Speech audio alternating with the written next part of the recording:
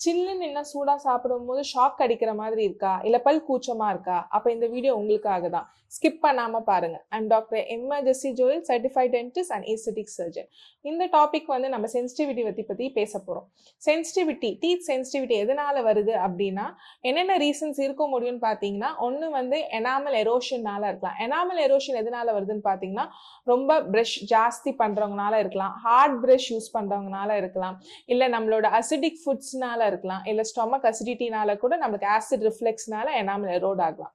Another reason வந்து நம்ம பல் சொத்தனால கேவிட்டிஸ்னால கூட இருக்கலாம், இல்ல பல் தேய்மானத்தினால கூட நம்மளுக்கு கூச்சம் இருக்கலாம்.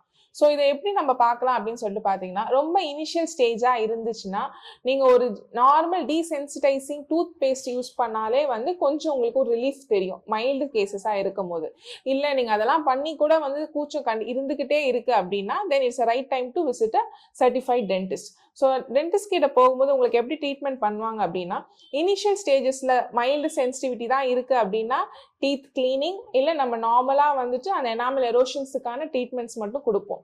இல்லை கொஞ்சம் பெயினும் அப்பப்போ வருது, சென்சிட்டிவிட்டி கூட பெயினும் வருது அப்படின்ற போது நம்மளுக்கு கேவிட்டிஸ் ஃபில்லிங்ஸ் தேவைப்படலாம்.